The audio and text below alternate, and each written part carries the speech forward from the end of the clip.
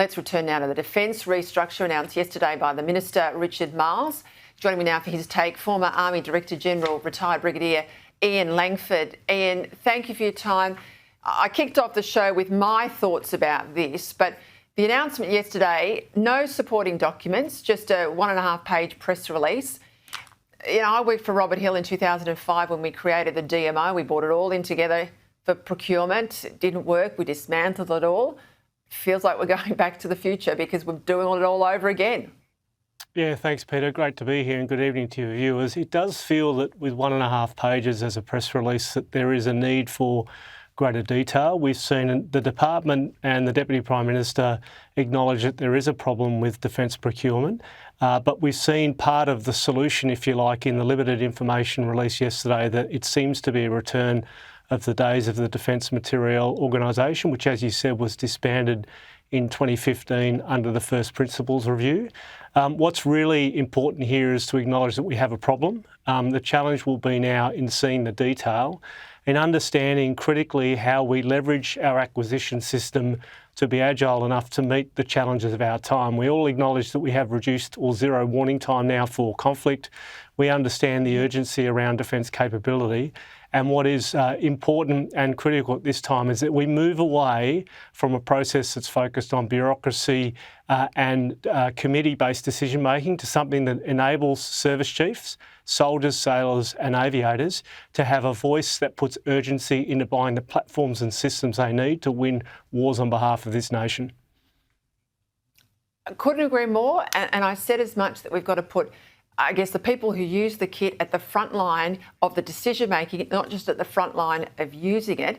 I also think a problem, and I will just say something too on the jobs, all these bureaucrats that have contributed to the broken system have all been guaranteed their jobs again. Well, I think that's crackers, you know, figuratively, put them against the wall and shoot half of them and start again. I mean, bring in some external private sector experience if we need to deliver the same sort of private sector outcomes that we just can't seem to deliver in the public sector.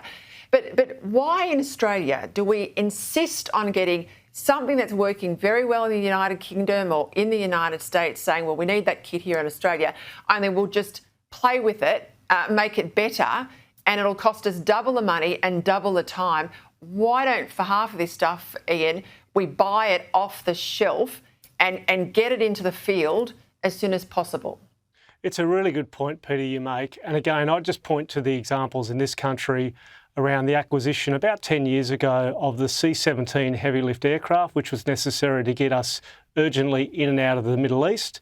Army has procured Chinook, Black Hawk and Apache helicopters through a foreign military sale program, which again comes literally out of the box at cost and on time.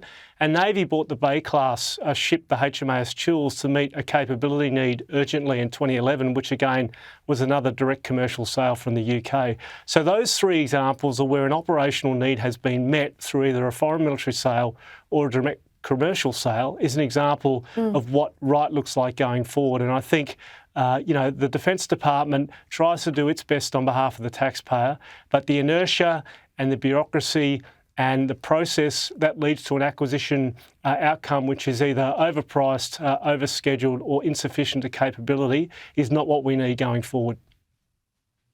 And when you and I are talking, and Greg Sheridan and others, experts here, are talking about how urgent this need is, that we are ready to go to war if required in a quick-paced time, it can't have been clearer than comments made from the head of our intelligence agencies, the outgoing chief, Andrew Shearer, who was in Senate estimates, and this is his last appearance, of course, but he made a not too thinly veiled swipe at Beijing and their activities in our region. Of course, we've got surveillance ships to our north as we speak tonight. Have a listen to Andrew Shearer's comments.